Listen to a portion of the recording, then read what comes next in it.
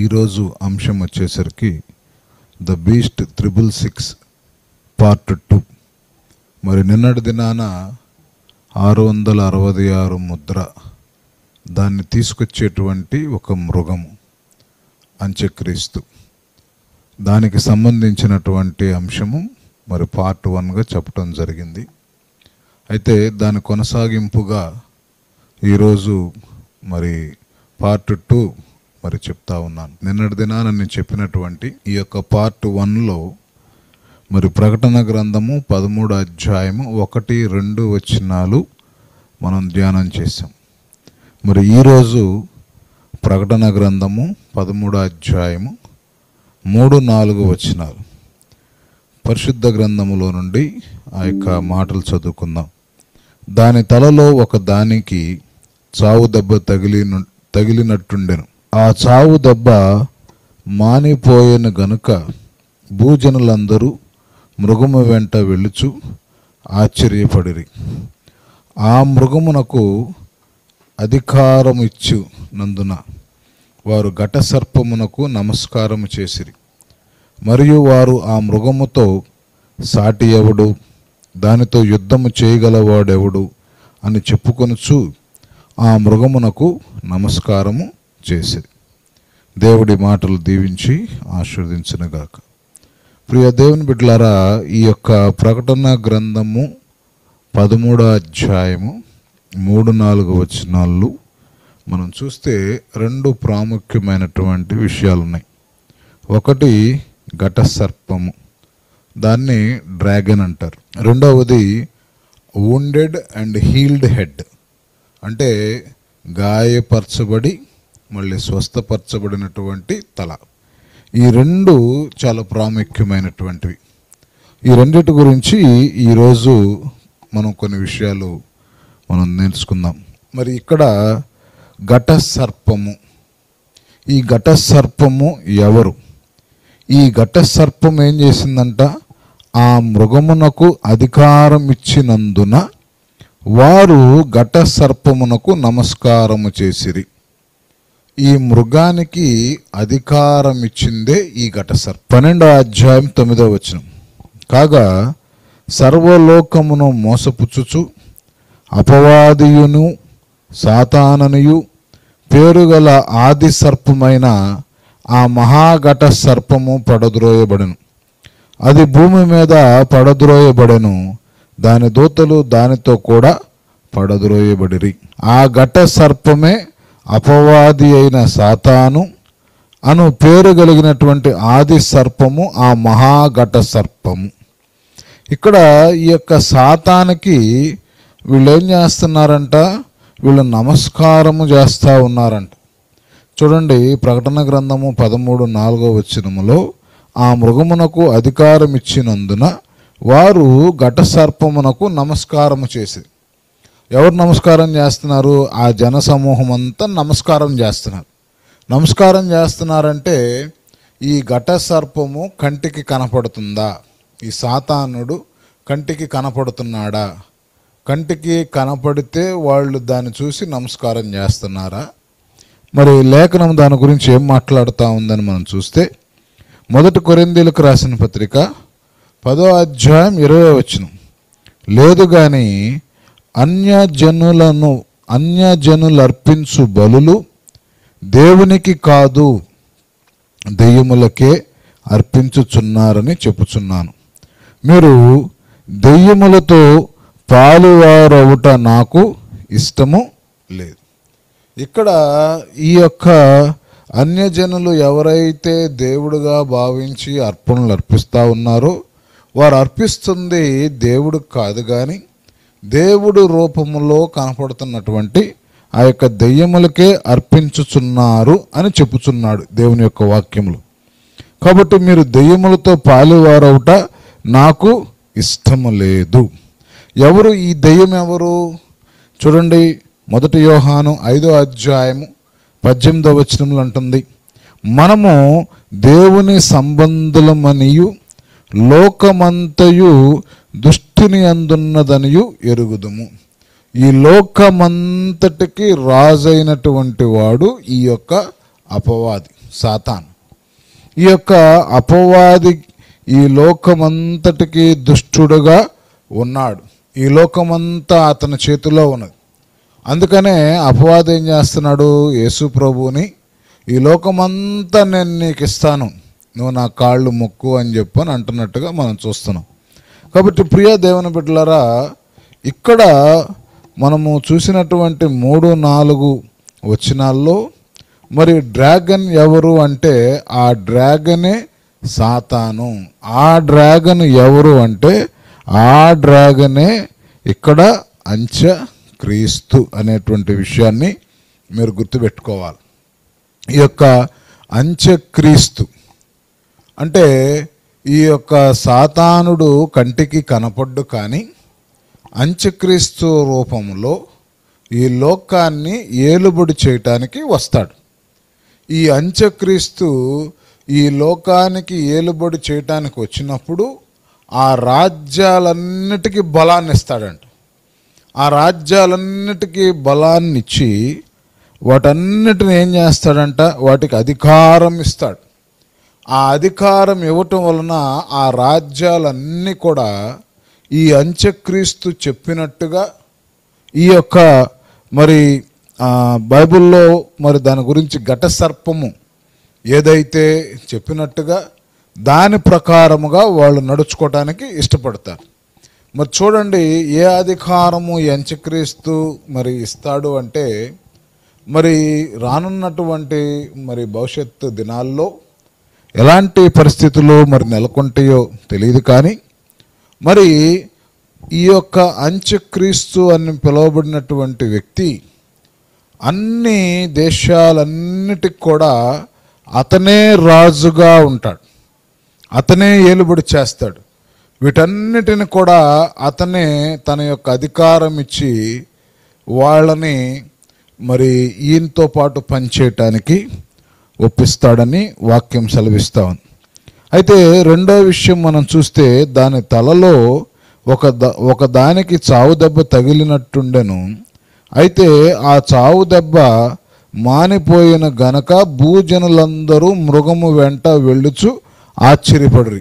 ఇక్కడ రాజ్యముల్లో ఒక రాజ్యముకి ఆ యొక్క తలకు దెబ్బ తగిలినట్టుగా, అది మరి మానిపోయినట్టుగా జనులందరూ చూసి అయ్యో ఇదేంటి భలే వచ్చేసిందే మరలా ఈ రాజ్యము, మరి దెబ్బ లేకుండా చక్కగా మళ్ళీ వచ్చింది, పోయిందనుకున్నాం, గతించిపోయిందనుకున్నాం, మరలా వచ్చిందని చెప్పని చెప్పుకుంటూ ఉంటారు. మరి అదేమిటి అని చెప్పని మనం చూస్తే ప్రకటన గ్రంథము 17వ అధ్యాయం 8వ వచనం, నీవు చూచిన ఆ మృగము ఉండెను గాని ఇప్పుడు లేదు, అయితే అది అగాధ జలములలో నుండి పైకి వచ్చుటకును నాశనమునకు పోవుటకును సిద్ధముగా ఉన్నది.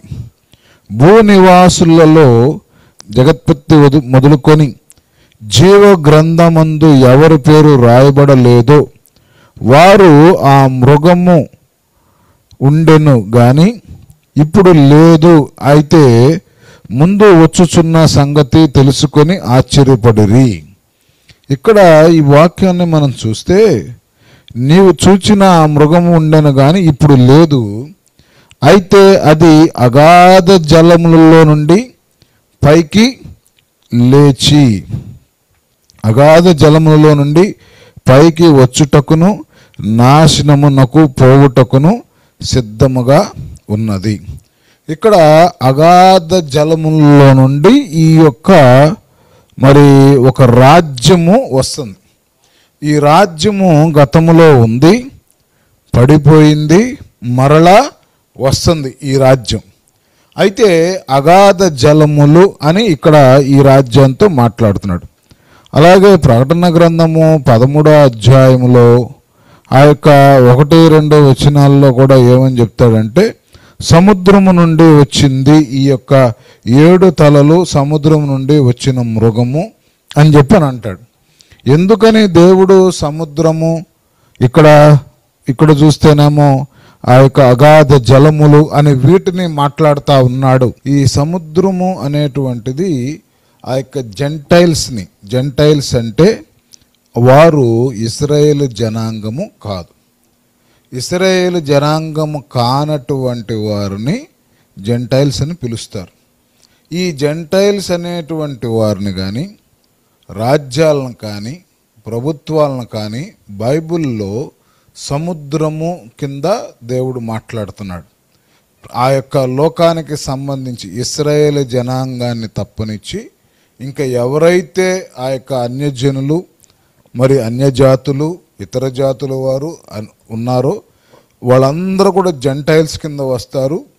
వాళ్ళ యొక్క రాజ్యాలు కానీ, వారి ప్రభుత్వాలు కానీ, మరి దేవుడు వారిని ఏమని పిలుస్తాడంటే వాళ్ళందరినీ సముద్రముతో, నీటితో దేవుడు వారిని పిలుస్తూ ఉంటాడు.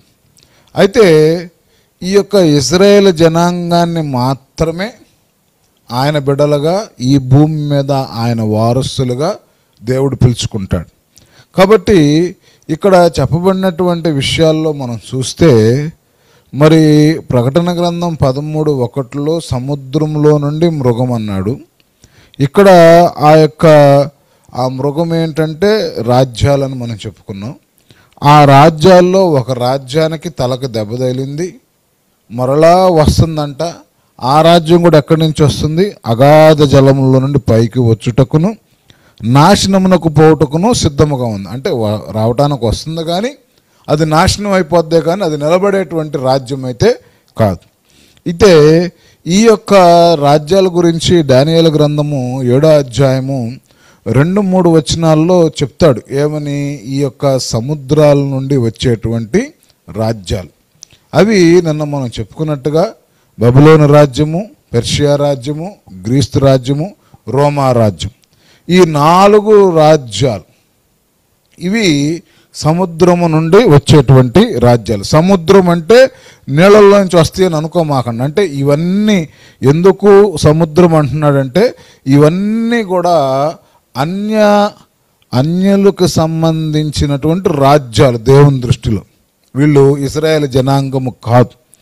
కాబట్టి సముద్రము అనేటువంటి విషయాన్ని దేవుడు మాట్లాడుతూ ఉన్నాడు.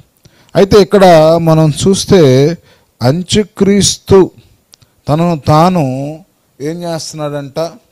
మరి గాయపరచబడిన వ్యక్తిగా, ఇంకొక కోణంలో గాయపరచబడినటువంటి వ్యక్తిగా, మరణించి లేచినట్టుగా చూపించటం. అంటే చూపించటం అంటే ఒక అద్భుతం చేయటం. ఇక్కడ ప్రకటన గ్రంథము 13వ అధ్యాయము 1 నుండి మరి 10 వచనాల్లో ఒక మృగం ఉంటుంది. ఆ మృగమే అంత్యక్రీస్తు. ఆ తర్వాత 11 నుంచి 15 వచనాల వరకు మరొక మృగం ఉంటుంది. ఆ మృగమే అబద్ధ ప్రవక్త, ఫాల్స్ ప్రాఫిట్. 2వ తెస్సలోనికి రాసినటువంటి పత్రిక 2వ అధ్యాయం 3-4 వచనం. మొదట భ్రష్టత్వము సంభవించి నాశన పుత్రుడగు పాప పురుషుడు బయలుపడితేనే గాని ఆ దినము రాదు. ఏది దేవుడు అనబడునో, ఏది పూజింపబడునో దానంతటిని ఎదిరించుచు దాని కంటికి పైగా వాడు తన్ను తాను హెచ్చించుకొనుచు తాను దేవుడునని తన్ను కనపరుచుకొనుచు దేవుని ఆలయములో కూర్చుండును గనక ఏ విధముగానైనను ఎవడు మిమ్మును మోసపురచ నీయకుడి. ఈ సాతానే, ఈ యాంటీ క్రైస్టే, ఈ డ్రాగనే ఒక యేసు ప్రభులాగా మరలా వచ్చి ప్రజలందరిలో ఒక అద్భుతము చేసి చనిపోయినట్టుగా మరలా బ్రతికి వచ్చినట్టుగా జనాల్ని మోసపురిచి తన వైపు ఆకర్షించుకునేటువంటి ప్రయత్నం. అందుకనే 2వ కొరింథీయులకు రాసిన పత్రిక 11:13-15 అంటున్నాడు, ఏలయనగా అట్టివారు క్రీస్తు యేసు యొక్క అపోస్తులు వేషము ధరించుకుని వారయుండి దొంగ అపోస్తులను మోసగాండ్రును పనివారినై ఉన్నారు. ఇది ఆశ్చర్యము కాదు. సాతాను తానే వెలుగుదూత వేషము ధరించుకొని కొనుచున్నాడు గనుక వాని పరిచారికులను నీతి పరిచారికులు వేషము ధరించుకొనుట గొప్ప సంగతి కాదు. వారి క్రియలు చొప్పున వారికి అంతము కలుగును. ఇక్కడ మనం చూస్తే ఈ యొక్క సాతాను వెలుగుదూత వేషములో వస్తాడు. ఇక్కడ చూడండి, ఈ యొక్క అపవాది, ఈ యొక్క యాంటీ క్రైస్ట్, అంత్యక్రీస్తు అనేటువంటి ఒక వ్యక్తి వస్తాడు.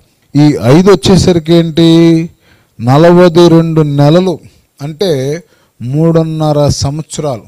ద ట్రిబులేషన్, ఆ యొక్క శ్రమల కాలంలో మొదటి 3.5 కాకుండా రెండవ 3.5 సంవత్సరాల్లో ఈ యొక్క అంత్యక్రీస్తు అనబడి పిలువబడుతున్నటువంటి వ్యక్తి ఈ రాజ్యాలన్నీ ఏకమై ఒకటే సిస్టంలోకి వచ్చి, ఆ సిస్టమ్ ఏమిటి అంటే మీరు ఆ యొక్క ప్రతిమకు నమస్కారము చేయాలి. ఒక ప్రతిమని తీసుకొస్తాయి, వాటికి నమస్కారం చేయాలి. వాటికి ఏం చేయాలి, మరి క్రయ విక్రయాలు చేయించుకోవాలంటే ఆ యొక్క వాటి ప్రభుత్వం అది. ఆ 7 సంవత్సరాల అంత్యక్రీస్తు యొక్క పాలన, వాడి గవర్నెన్స్లో అక్కడ వాడు చెప్పినట్టుగా చేయాలి.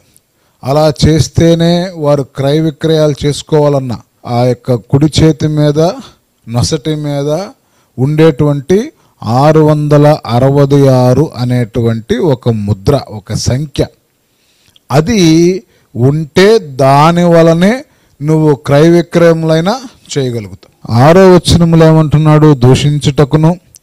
తర్వాత చూడండి 6వ వచనం చదువుకుందాం. గనుక దేవుని దూషించుటకును, ఆయన నామమును, ఆయన గుడారమును, పరలోక నివాసం దూషించుటకును అది తన నోరు తెరుచును.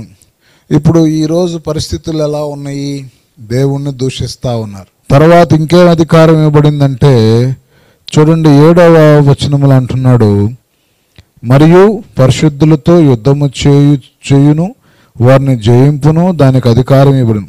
ప్రతి వంశం మీదను, ప్రతి ప్రజ మీదను, ఆయా భాషలు మాట్లాడేవారి మీదను, ప్రతి జనము మీదను అధికారం దానికి ఇవ్వడును. భూనివాసులందరూ అనగా జగత్పుత్పత్తి మొదలుకొని వధింపబడిన గొర్రెపిల్ల జీవగ్రంథము ఎవరి పేర్లు రాయబడ లేదో వారు ఆ మృగమునకు నమస్కారము చేయుదురు. అంటే ఇవన్నీ కూడా. అలాగే 9వ వచనం, ఎవడైనా చేయగలవో వాడైతే వినుగాక, ఎవడైనాను చెరపట్టవలనని ఉన్న ఎడల వాడు చెరలోనికి పోవును, ఎవడైనా ఖడ్గము చేత చంపబడాలని వాడు ఖడ్గము చేత చంపబడవలెను. ఈ విషయంలో పరిశుద్ధులు ఓర్పు విశ్వాసము కనబడును. ఇక్కడ ఏమవుతుందంటే క్రిస్టియన్స్ అందరూ ఎత్తబడరండి. ఇప్పుడు సోకాల్డ్ క్రైస్తవులు అని చెప్పుకుంటున్న వారు అందరు ఎత్తబడరు. అందుకనే దేవుడు అంటున్నాడు, ప్రభా నన్ను పిలుసు ప్రతివాడు పరలోక రాజ్యంలోని ప్రవేశించడు. వీళ్ళు నామకార్థ క్రైస్తవుల వలె, ఆచారపు భక్తుల వలె జీవించినంత కాలము మరి వాక్యం తెలుసుకోకుండా, మరి ప్రకటన గ్రంథము తెలుసుకోకుండా, సిద్ధబాటు లేకుండా, ఏమి లేకుండా ఈ లోక శాస్త్రం ఉన్నట్టుగా ఉంటారు. ఎవరైతే ప్రకటన గ్రంథాన్ని బాగా చదువుకొని, దేవుని చిత్తాన్ని తెలుసుకొని, లోకాన్ని పెంటగా ఎంచుకొని, దేవుని వైపు చూస్తూ దేవుని రాజ్యం కొరకు ఎదురు చూస్తారో వారు ఒక దినము ఎత్తబడతారు, దేవుని రాజ్యానికి వెళతారు. ఆ తర్వాత అంత్యక్రీస్తు వస్తాడు. ఈ ప్రకటన గ్రంథములో మర్మం ఏమిటంటే పరలోక రాజ్యంలోకి ప్రవేశింపబడేటువంటి వారి సంఖ్య ఎలా ఉంటుందంటే బహు కొద్దిగా ఉంటుంది. ఉదాహరణకి ఆ యొక్క కానాను యాత్రకి ఎంతోమంది బయలుదేరారు ఐగుప్తు నుండి. ఆ యొక్క కానాను వెళ్ళాలని, పాలు తేనెలు ప్రవహించే దేశానికి వెళ్ళాలని ఎంతమంది వెళ్ళారు? 2 మాత్రమే ఆ యొక్క కానాను దేశానికి చేరారు. మిగతా వాళ్ళందరూ ఏమైపోయారు? మధ్యలో రాలిపోయారు. అలాగే నోవాహు దినాల్లో జలప్రళయం వస్తుందని చెప్పని మరి నోవాహు తన కుటుంబం అంతా ఓడను కట్టుకుంటుంటే అందరు చూసి ఎక్కిరిచ్చారు, నవ్వారు, హేళన చేశారు. నోవాహు తన కుటుంబం మాత్రమే దేవునికి భయపడి విధేయులై 120 సంవత్సరాలు వాడన కట్టుకున్నారు. ఈ వాడన కట్టుకున్నప్పుడు వాళ్ళ బంధుమిత్రులు కూడా, ఏది కొడుకులకి వివాహం చేసినటువంటి ఆ యొక్క కోడళ్ళకి సంబంధించిన బంధుమిత్రులు కూడా వీరితో కలవలేదు. ప్రియ దేవుని బిడ్డలారు, వారు కూడా వీళ్ళని ఎక్కిరిస్తానే ఉన్నారు. వారు వీళ్ళని ఏం చేస్తున్నారు? హేళన చేస్తూ ఉన్నారు, లోకానుసారముగా ఉన్నారు. కాబట్టి దేవుడు ప్రణాళికలో కేవలం నీతిమంతులుగా నోవాహు కుటుంబాన్ని దేవుడు చూశాడు కాబట్టి వీళ్ళనే ఆ ఓడల్లోకి తీసుకున్నాడు. ఆ యొక్క జలప్రళయంలో ఎవరు కాపాడారంటే ఈ యొక్క నోవాహు కుటుంబం మాత్రమే రక్షించబడ్డారు. అలాగే రేపు పరలోక రాజ్యములో ప్రవేశించే వారి సంఖ్య ఎంతమందిగా ఉంటుందంటే, కొన్ని లక్షలు వేల కోట్లుగా క్రైస్తవులు ఉన్నప్పటికీ, ప్రభువుని నమ్ముకుంటున్నప్పటికీ, ప్రార్థనలు చేస్తున్నప్పటికీ, కానుకలు ఇస్తున్నప్పటికీ, ప్రతిరోజు మందిరాలకు వెళ్తున్నప్పటికీ వాళ్ళ యొక్క సంఖ్య బహు కొద్దిగానే ఉంటుంది దేవుని రాజ్యానికి. ప్రకటన గ్రంథములో 10వ వచనములో ఒక మాట ఏమిటంటే, ఎవడైనను చెరపట్టవలనని ఉన్న ఎడల వాడు చెరలోనికి పోవును, ఎవడైనా ఖడ్గము చేత చంపబడిన ఎడల వాడు ఖడ్గము చేత చంపబడవలను. ఈ విషయంలో పరిశుద్ధుల ఓర్పును విశ్వాసము కనపడును.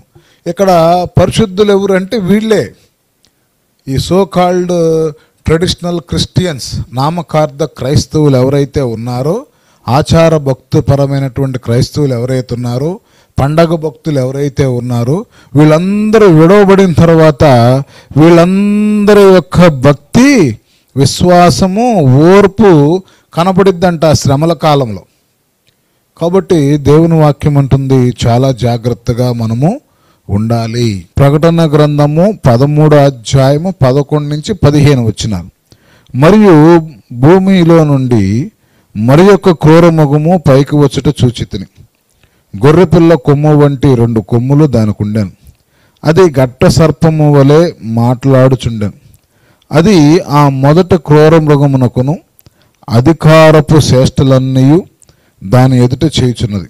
మరియు చావు దెబ్బ తగిలి బాగుపడి ఉన్న ఆ మొదటి మృగమునకు భూమి మీద దాని నివసించువారును నమస్కారము చేయనట్లు అది బలవంతము చేయుచున్నది. అది ఆకాశము నుండి భూమికి మనుషులు ఎదుట అగ్ని దిగి వచ్చినట్లుగా గొప్ప సూచనలు చేయుచున్నది. కత్తి దెబ్బ తినియు బ్రతికిన ఈ క్రూర మృగమునకు ప్రతిమను చేయవలనని అది భూనివాసులతో చెప్పుచు ఆ మృగము ఎదుట చేయుటకు తనకీబడిన సూచనల వలన భూనివాసులను మోసపుచ్చుతున్నది. మరియు ఆ మృగము యొక్క ప్రతిమ మాట్లాడినట్లు ఆ మృగము యొక్క ప్రతిమకు నమస్కారము చేయని వారిని హతము చేయనట్లు ఆ మృగము యొక్క ప్రతిమకు ప్రాణమిచ్చుటకై దానికి అధికారము ఇవ్వబడెను. ఇక్కడ ఈ 11 నుంచి 15 వచనాలు ఏదైతే ఇప్పుడు మనం చదివామో, ఇది ఇక్కడున్నటువంటి మరి యొక్క క్రూర మృగం ఏమిటంటే, ఇదే అబద్ధ ప్రవక్త. ఆ మొదట క్రూర మృగం ఎవరు అంటే అది యాంటీ క్రైస్ట్, అంత్యక్రీస్తు. ఆ మొదటి క్రూర మృగాన్ని పంపింది ఎవరు అంటే సాతాన్.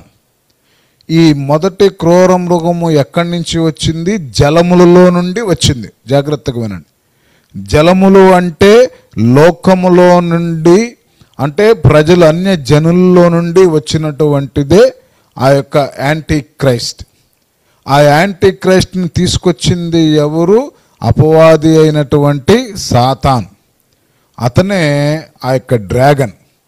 ఆ డ్రాగనే ఆ రాజ్యాలన్నీ ఏకము చేసి దానిలో నుంచి ఒకడిని దేవుడుగా తీసుకొని వచ్చి సింహాసనం మీద కూర్చోబెట్టే ప్రక్రియ. అతను యాంటీ క్రైస్ట్. ఆ యాంటీ క్రైస్ట్ని ప్రమోట్ చేయటానికి, ఆ యాంటీ క్రైస్ట్ని గురించి అందరికీ తెలియపరచడానికి, అందరికీ చాటింపు వేయటానికి ఇక్కడ మరొక క్రూర మృగము, అదే అబద్ధ ప్రవక్త. ఈ అబద్ధ ప్రవక్త ఎక్కడి నుంచి వచ్చాడు? భూమి మీద నుండి వచ్చాడు. ఈ భూమి మీద నుంచి ఈ యొక్క అబద్ధ ప్రవక్త వచ్చాడు అంటే ఈ యొక్క అబద్ధ ప్రవక్తకు సంబంధించి కొంత నాలెడ్జ్, ఈ భూ సంబంధమైన రిలీజియస్ నాలెడ్జ్ ఈ యొక్క అబద్ధ ప్రవక్తకి ఉంది.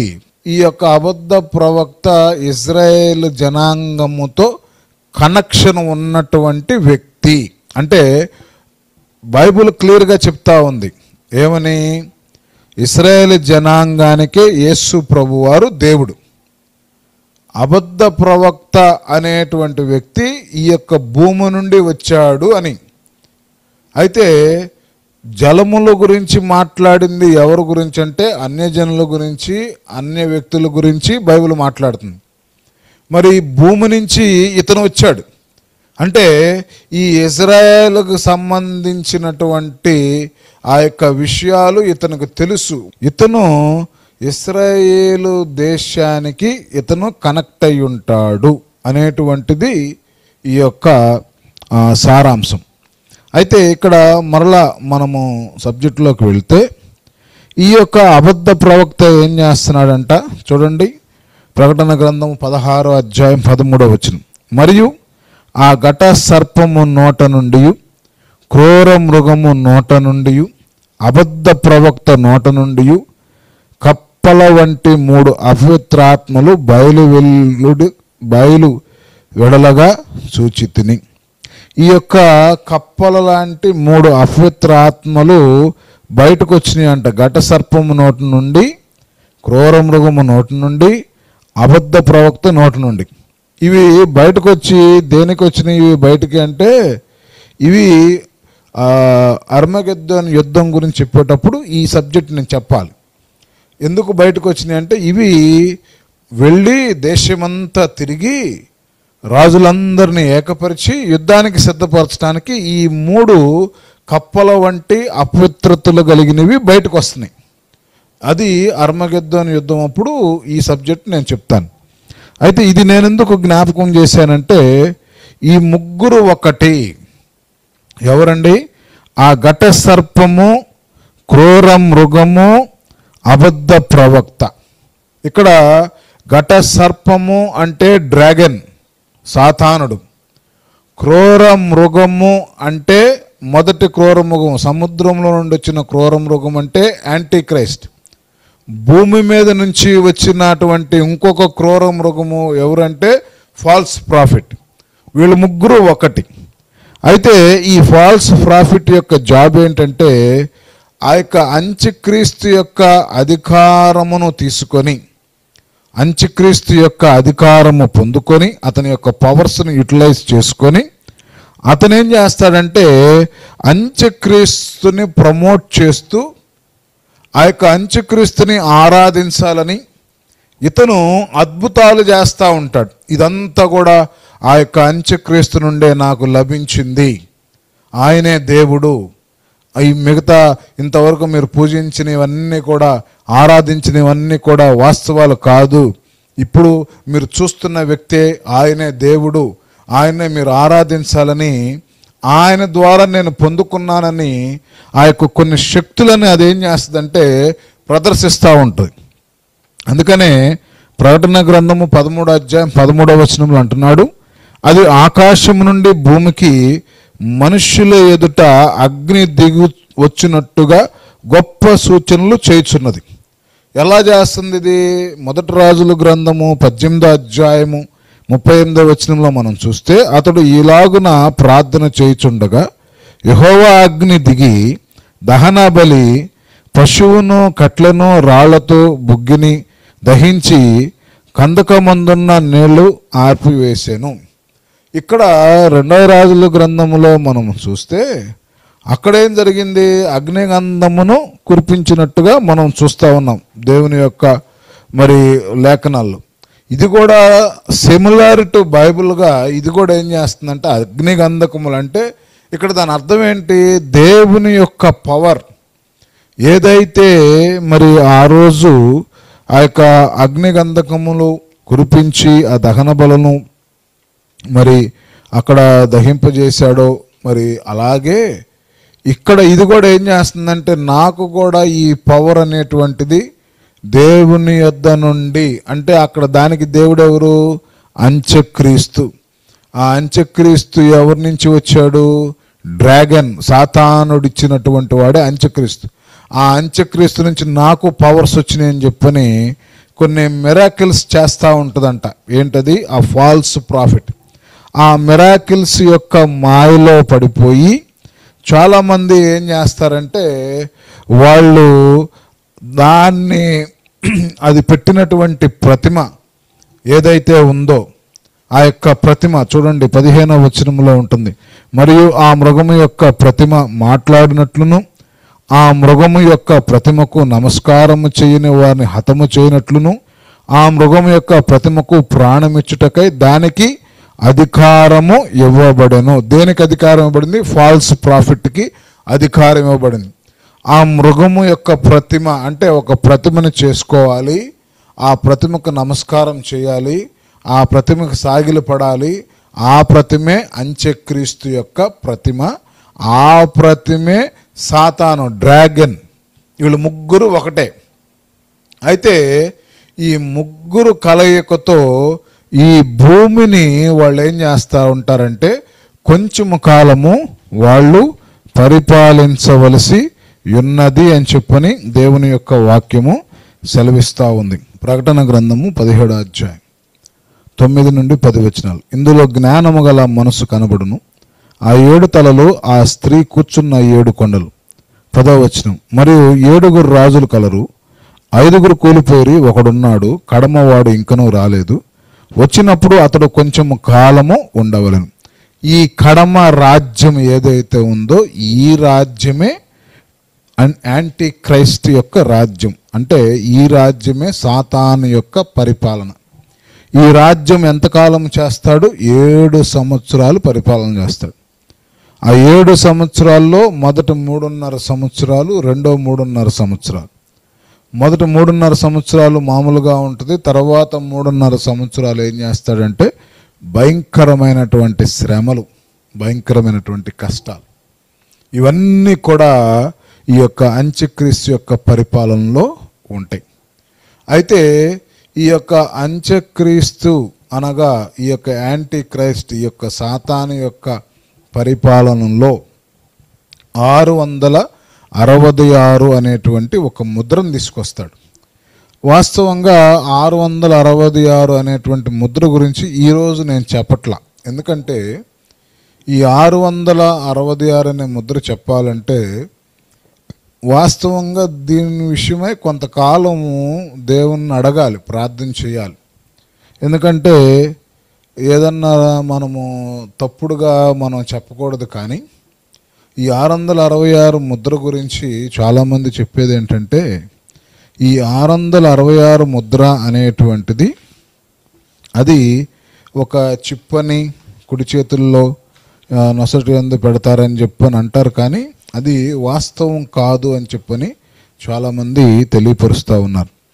ఈ 666 అనేటువంటి ఈ ముద్ర అది కేవలము ఆ యొక్క మృగము యొక్క సంఖ్య, అది ప్రత్యేకించబడింది. ఈ ఆధార్ అనేది 666 ముద్ర కాదు. ఎందుకంటే ఆధార్ అనేది మనిషిని సంఖ్య, అది మనిషినికి ఇవ్వబడినటువంటి నంబర్. ఇప్పుడు మన బండ్లకి ప్లేట్లు ఎలా, నంబర్ ప్లేట్స్ ఎలా ఉన్నాయో, ఇంటికి డోర్ నంబర్స్ ఎలా ఉన్నాయో, మరి బస్సుకి నంబర్లు ఎలా ఉంటాయో, అట్లాగే మనిషికి నంబర్ ఇచ్చారు. ఏంటంటే ఆధార్. ఆ నంబర్లో ఏంటంటే నీ డీటెయిల్స్ ఉంటాయి. ఆ నంబర్ ఎంటర్ చేస్తే ప్రతిసారి నీ పేరు, నీ ఊరు, నీ పుట్టి పూర్వోత్తరాలు, నీ ఆస్తులు, నీ యొక్క ఆదాయము ఇవన్నీ చూడటానికి వాళ్ళకి ప్రతిసారి కొట్టుకోవడానికి ఇబ్బంది. కాబట్టి నీకు ఒక నంబర్ ఇచ్చారు, అదే ఆధార్. ఆ ఆధార్ అనేది మనిషిని సంఖ్య, అంతేగాని మృగము యొక్క సంఖ్య కాదు. అయితే ఈ ఆధారు ఇవన్నీ కూడా ఏంటంటే రేపటి రోజున ఇదంతా ఒక మొత్తం కూడా ఒక సిస్టమ్ కింద రావటం కోసం ఇవన్నీ పెట్టారు. అంటే ఒక డేటా మొత్తం తీసుకురావడానికి. మరి మీరు గమనించండి, ఇప్పుడు ఆధారే 666 అని. మరి అమెరికాలో కూడా ఆధార్ ఉందా? ఆఫ్రికాలో ఆధార్ ఉందా? అనేక మరి దేశాలు ఉన్నాయి కదా, మరి వాళ్ళందరూ కూడా ఆధార్లో పెట్టుకుంటున్నారా? లేదు కదా. అంటే ఇది డిజిటలైజేషన్. అంటే ఉన్నటువంటి సంఖ్య, ప్రజల యొక్క సంఖ్య, ప్రజల యొక్క మరి వాళ్ళ పుట్టక కానీ, మరణము కానీ, వారి ఆస్తులు కానీ, వారి యొక్క రిసోర్సెస్ కానీ, వాళ్ళు చేస్తున్న వృత్తి కానీ అన్నీ కూడా తెలియటం కోసం, ఇది డిజిటలైజేషన్ చేయటం కోసమే ఈ ఆధార్ అనేది మనిషి యొక్క సంఖ్య కానీ మృగము యొక్క సంఖ్య కాదు. బైబిల్లో స్పష్టంగా చెప్తా ఉన్నాడు దేని గురించి. ఈ యొక్క 666 అనేటువంటి ముద్ర గురించి బైబిల్లో స్పష్టంగా ఏమని చెప్తున్నాడంటే ఆ మాటను ఒకసారి నేను చదువుతాను. చూడండి పరిశుద్ధ గ్రంథములో ప్రకటన గ్రంథము 13వ అధ్యాయములో మరి 17వ వచనం నుండి కిందకు చూస్తే, కాగా కొద్దివారు కానీ గొప్పవారు కానీ ధనికులు కానీ దరిద్రులు కానీ స్వతంత్రులు కానీ దాసులు కానీ అందరూ తమ కుడి చేతి మీదనైనను తమ నొసటి ఎందైనను ముద్ర వేయించుకున్నట్లు ఆ ముద్ర అనగా ఆ మృగము పేరైనను దాని పేరిట సంఖ్య అయిన గలవాడు తప్ప. మృగము యొక్క పేరు కానీ దాని పేరు మీద ఉన్నటువంటి సంఖ్య కానీ ఇది ఎవరు వేయించుకుంటారు? విడవబడిన వారికే ఈ యొక్క ఆఫర్, బంపర్ ఆఫర్. మరి యేసు ప్రభు నమ్ముకొని ఎత్తబడిన వారికి ఏముండదు, కానీ వారు 7 ఏండ్ల విందులో ఉంటారని మనం చెప్పుకున్నాం. విడవబడిన వారికి బంపర్ ఆఫర్ ఏంటంటే ఆ సంఖ్య, ఆ పేరును కానీ పేరు కలిగినటువంటి సంఖ్యను కానీ నొసటి యందు కుడి చేతుల మీద ఉండాలి. అయితే ఇది వచ్చేసరికి ఇది మనుషుని సంఖ్య కాదండి, ఇది కేవలము ఆ యొక్క మృగము యొక్క సంఖ్య. ఈ మృగము యొక్క సంఖ్య ఎవరైతే వేయించుకుంటారో వారే క్రయ విక్రయాలు చేస్తారు. క్రయ విక్రయాలు చేయాలి అని చెప్పనంటే ఇక్కడ మొత్తము ఈ క్రయ విక్రయాలు అంటే ఏదైనా మనం జీవించేటువంటి జీవితానికి సంబంధించినటువంటి సమస్తమును ఏదైనా మనం అమ్మాలన్నా కొనాలన్నా ఏదైనా సరే ఆ యొక్క ఇది ఉండాలి. మరి ఆ టైంలో కరెన్సీ ఉంటుందో ఉండదో తెలియదు. అంతా మరి వాడు రాజ్యము అపవాది రాజ్యము గనక ఆ రాజ్యములో ఉండేటువంటి కండిషన్స్ ఏంటో, ఆ రాజ్యములో ఉండేటువంటి పరిస్థితులు ఏంటో. ఎందుకంటే అక్కడ ఆ టైంలో ఆ యొక్క అంత్యక్రీస్తు యొక్క పరిపాలనలో మరి న్యాయం ఉండదు, అంత అన్యాయమే జరుగుతూ ఉంటుంది. అక్కడ బైబిల్లో చెప్తా ఉన్నాడు ఏమని, 15వ వచనములో 13వ అధ్యాయము 15వ వచనములో, మరియు ఆ మృగము యొక్క ప్రతిమ మాట్లాడినట్లును ఆ మృగము యొక్క ప్రతిమకు నమస్కారము చేయని వారిని హతము చేయనట్లును. హతము చేయటం అంటే చంపేయటం, లేకపోతే గాయపరచడం, ఇంకేదైనా చేయటం. మరి చేస్తున్నప్పుడు మరి పోలీసు ఏమవుతారు, కోర్టులు ఏమవుతాయి అంటే ఇవన్నీ ఉన్నట్ట లేనట్ట. అప్పుడు ఆ సిస్టమ్ అప్పుడు ఎలా ఉంటుంది, ఏం జరుగుతుందో మనకైతే బైబిల్లో వివరంగా చెప్పబడలేదు. కానీ కొన్ని విషయాలు దేవుడు మన దృష్టికి తీసుకొచ్చి రావటం ఏంటంటే, ఈ యొక్క కింద పడిపోయినటువంటి కెరేబు ఎవరైతే ఉన్నాడో అభిషక్తుడు, ఆ కెరేబే రేపు ఆ కెరేబే అపవాది, అతనే సాతాను. ఆ కెరేబు ఏం చేస్తున్నాడు, ఈ వరల్డ్ సిస్టమ్ మొత్తాన్ని తనకు అనుకూలంగా మలుచుకుంటున్నాడు.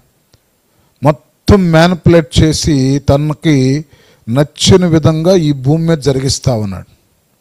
ఎందుకు అంటే అతను ఈ భూమికి రాజై ఉన్నాడు. ఈ భూమి అతనికి ఇవ్వబడి ఉంది. అతని శక్తులు సామాన్యమైనటువంటి శక్తులు కాదు. ఏది అపవాది చెరేపుకున్నటువంటి శక్తులు సామాన్యమైన శక్తులు కాదు. నేను ఆల్రెడీ కొన్ని బైబిల్ క్లాసెస్లో చెప్పాను, అది యూట్యూబ్లో కూడా ఉంది.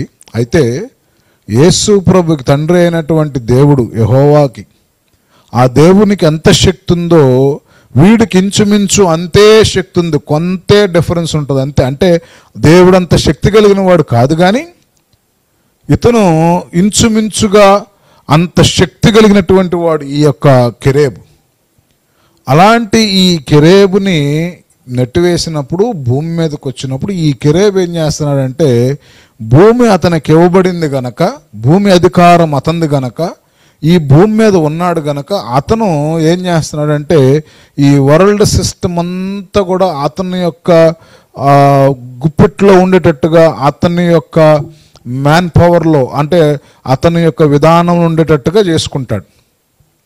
మీరు ఒక మాట చెప్తే నమ్ముతారో మరి నన్ను ఏమంటారో తెలియదు, కానీ ఈరోజు చాలా సంఘాలు అంటే ఈ కార్పొరేట్కి సంబంధించిన సంఘాలు మనం చూస్తుంటే వాళ్ళు నడిచేటువంటి తీరు, ఆ పొగలు కానీ లైటింగ్లు కానీ లేకపోతే ఆ సూట్లు కానీ ఆ డిస్కో లైట్లు కానీ వెనకమాలు వచ్చేటువంటి ఆ బౌన్సర్లు కానీ, ఇదంతా ఈ ట్రెడిషన్స్ ఇవన్నీ ఎక్కడి నుంచి వచ్చినాయి? దేవుని యొద్ద నుండి వచ్చింది అయితే కాదు. వాళ్ళు ఏం చేస్తున్నారు, లోకాన్ని ఫాలో అవుతున్నారు. మరి వాస్తవంగా క్రైస్తవులు, దేవుని బిడ్డలు, దేవుని ఎరిగిన వారు దేన్ని ఫాలో అవ్వాలి? లోకమునైనను లోకములో ఉన్న వాటినైనా ప్రేమింపకుడి. ప్రేమించిన ఎడల తండ్రి ప్రేమ మీలో ఉండదు. మరి వీళ్ళందరూ ఏం చేస్తున్నారు, దాన్ని ఇంప్లిమెంట్ చేస్తున్నారు. ఒక సువార్త సభలు అని చెప్పని మనం వెళ్తే అవి ఒక సినిమా సక్సెస్ మీట్లలాగా ఉంటున్నాయి. సేమ్ అవి ఇవి ఒకటిగానే ఉంటున్నాయి. అలా ఫాలో అవుతూ ఉన్నారు. అంటే ఈ యొక్క కెరేబు ఎవడైతే మరి కింద పడ్డాడో, అభిషేకించబడిన కెరేబు నెట్టివేయబడ్డాడో, ఇతను నాకు తెలిసి సంఘాలను కూడా అతను హ్యాండ్ ఓవర్ చేసేసుకొని ఉంటాడు నేను అనుకుంటున్నాను. ఎందుకంటే నాకున్న నాలెడ్జ్ ప్రకారం. ఎందుకు అంటే అతను వెలుగుదూతలాగా రాగలడు, దేవునిలాగా రాగలడు. రేపటి రోజున అతను చేసేది ఏంటంటే, ఇప్పుడు మీరు ఆరాధిస్తున్న ఆరాధనలో, మీరు పూజ చేస్తున్నటువంటి పూజలు, మీరు చేస్తున్నటువంటి ఏదైతే ఉందో ఇవన్నీ కూడా అబద్ధం, ఇవన్నీ అబద్ధం, నేనే నిజం, నేనే దేవుణ్ణి, మీరు నన్నే మొక్కాలి అని చెప్పని ఆ యొక్క అంత్యక్రీస్తు రూపములో వచ్చి ఆ యొక్క దేవాలయంలో కూర్చుంటాడు. నేనే దేవుణ్ణి, ఇంకా మీరు నన్నే ఆరాధించాలి, మీరు ఇంకెవరిని ఆరాధించటానికి పాసిబిలిటీ లేదు. చూడండి ఆ మాట 2 తెస్సలోనికీయులకు రాసినటువంటి పత్రిక 2వ అధ్యాయం 4వ వచనం. ఏ దేవుడు అనబడునో, ఏది పూజింపబడునో దానంతటిని ఎదిరించుచు, దానంతటికి పైగా వాడు తన్ను తానే హెచ్చించుకొనుచు, తాను దేవుడినని తన్ను కనపరుచుకొనుచు దేవుని ఆలయంలో కూర్చుండును గనక ఏ విధముగానైనాను ఎవడును మిమ్మను మోసపరచనీయుకుడి. వీడు ఎంత క్యాపబిలిటీ ఉందో చూడండి. దేవుణ్ణి కూడా అలాగే అనుకున్నాడు, నీకన్నా నేను గొప్పవాడిని, నువ్వెందుకు పనికొస్తావు. దానియేలును మించిన జ్ఞానం, దావీదు మించిన జ్ఞానం, భక్తులందరిని మించినటువంటి జ్ఞానము కలిగిన వాడు ఈ కెరేబు, అభిషక్తుడు. కెరేబుని గురించి నేను ఆల్రెడీ చెప్పాను, తర్వాత మీరు ఆ లింక్ నేను ఈ గ్రూప్లో ఉన్న వారికి షేర్ చేస్తాను, చూడండి. అయితే అలాంటి వ్యక్తి కలిగినటువంటి, సుప్రీం పవర్ కలిగినటువంటి ఈ యొక్క కెరేబు ఏం చేస్తాడు, నేనే దేవుణ్ణి, ఇప్పటి వరకు మీరు ఆరాధించే వాళ్ళంతా కూడా వేస్ట్. మరి నేను అనుకోవటం ఈ వరల్డ్ సిస్టమ్ అంతా ఇటు గుప్పిట్లోకి వెళ్ళినప్పుడు నాకు తెలిసి టుడేస్ చర్చి కూడా అతని గుప్పిట్లోకి వెళ్ళిపోయింది అని నేను అనుకుంటున్నా. ఎందుకంటే ఆరాధనలు, వర్షిప్, మ్యూజిక్, డ్యాన్సులు, మంచి ఆ యొక్క రాక్ మ్యూజిక్స్, ఇవన్నీ కూడా ఈరోజు మనం చూస్తూ ఉన్నాం. ఎక్కడ కూడా ఈరోజు టీచింగ్స్ మనం చూస్తుంటే ఎక్కడ కూడా సాల్వేషన్ గురించి కానీ, పరలోక రాజ్యమును గురించి కానీ, ఈ యొక్క ట్రిబులేషన్ గురించి కానీ, అంత్యక్రీస్తు గురించి కానీ, దేవుని రాజ్యమును గురించి కానీ, అగ్ని గురించి కానీ, 7 ఏండ్ల విందు గురించి కానీ, 7 ఏండ్ల శ్రమల గురించి కానీ, తీర్పుల గురించి కానీ, 2 సాక్షుల గురించి కానీ, 666 ముద్ర గురించి కానీ ఈనాడు క్రైస్తవ సంఘాలు ప్రకటిస్తున్నట్టుగా నాకు అనిపించట్లేదు. అయితే మేబీ ప్రకటిస్తున్నారేమో, నాకైతే అవగాహన లేదు. బట్ మెజారిటీగా మనం టీవీల్లో చూస్తున్నప్పుడు నేను ఎక్కువ చూడనులేండి, చూసినప్పుడు ఆ టీవీల్లో నాకు అనిపిస్తున్నటువంటి ఆ యొక్క ఫీలింగ్ నేను మీ దృష్టికి తీసుకొని వచ్చా. కాబట్టి ఏదేమైనప్పటికీ ఆఖరిగా కొన్ని విషయాలు చెప్పి నేను ముగిస్తాను. చూడండి, ప్రకటన గ్రంథము 13వ అధ్యాయంలో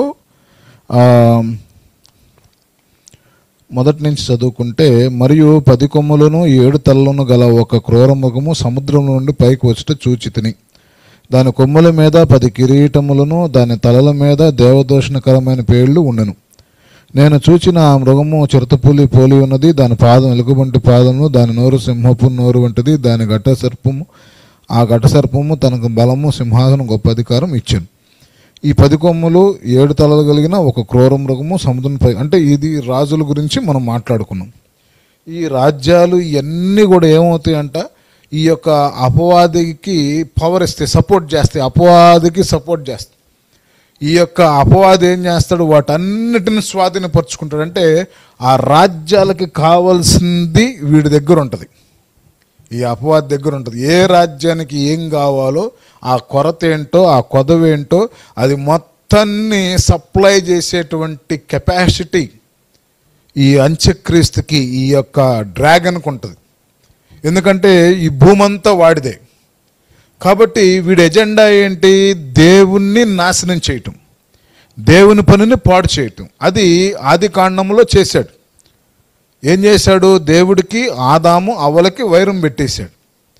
ఆ వైరం పెట్టేసినటువంటి దాన్ని ఏం చేశాడు, అలాగే ఇతను కొరకు ఏర్పరిచినటువంటి అగ్నిగుండములోకి దేవుని బిడ్డలను కూడా తీసుకెళ్ళిపోవాలి అనేది ఇతని యొక్క ఎజెండా. దేవుడు ఏంటంటే తన యొక్క స్వరక్తం ఇచ్చి తన యొక్క సంఘాన్ని కాపాడుకొని ఆయన బిడ్డలను ఆయన రాజ్యం తీసుకెళ్లాలనేది దేవుని యొక్క ఉద్దేశం. దాంట్లో దేవుని బిడ్డలు అని మనం మాట్లాడేటప్పుడు ఇశ్రాయేలు జనాంగం, అన్య జనాంగం. ఇశ్రాయేలు జనాంగం కోసమే దేవుడు వచ్చినప్పుడు ఇశ్రాయేలు జనాంగము మరి మాకు పెండ్లుందని అది ఉందని ఇది ఉందని విందుకు రాలేదు కాబట్టి, విందు పాడవుతుంది కాబట్టి దారిన బేవాళ్ళని పిలవండి అన్నాడు. అలా జెంటైల్స్ అనేటువంటి అన్యజనులైనటువంటి మనము ఈ విందులో పార్టిసిపేట్ అంటే దేవుని రక్షణలో రావడానికి ఒక అవకాశం దేవుడిచ్చాడు. ఇలా వచ్చినటువంటి మనము దేవుని నమ్మి కొనసాగించు మనం ముందుకు వెళ్తా ఉన్నాం. అయితే ఇశ్రాయేలు జనాంగాన్ని కాపాడుకోవాల్సినటువంటి బాధ్యత దేవునికి ఉంది. అయితే ఈ యాంటీ క్రైస్ట్ అనేవాడు పరిపాలన చేసి ఏం చేస్తాడంటే వీడు ఒక రాజ్యం మీదకి వెళ్తాడు. అది ఏ రాజ్యం అంటే దేవుని రాజ్యం, అది ఇశ్రాయేలు దేశం. ఆ దేశం మీదకి ప్రపంచ శక్తి మొత్తాన్ని కూడబెట్టుకొని అందరినీ పోగు చేసుకొని ఏం చేస్తాడంట, ఆ రాజ్యం మీదకి యుద్ధానికి వెళ్తాడు. ఆ యుద్ధానికి వెళ్ళేటువంటి సమయంలో దేవుడు స్వయంగా ఆయన యొక్క రాకడ వస్తుంది. అప్పుడు వస్తుంది ఆయన దూతలతో బోరధ్వనితో ఆయన యొక్క రాకడ ప్రవేశిస్తుంది. ఆయన ప్రవేశించినప్పుడు ఆయన యుద్ధం చేస్తాడు. ఎవరితో? ఈ యొక్క అపవాదైనటువంటి సాతాను యొక్క బలముతో, ఆయన రాజ్యములతో, వాటన్నిటితో ఆయన యుద్ధం చేస్తాడు. ఆ ఇశ్రాయేల్ దేశం మీదకి వెళ్ళినప్పుడు దాని బలము చాలదు కాబట్టి ఆ బిడ్డలను కాపాడటం కోసము తండ్రి అయినటువంటి దేవుడు ఈ భూమి మీదకి వస్తాడు. That is the second coming. కాబట్టి ప్రియ దేవుని బిడ్డలారా, ఈ వాక్యాన్ని ఇప్పటి వరకు చెప్పినటువంటి మాటలు దేవుడు దీవించి ఆశీర్వదించునుగాక. ఆమేన్.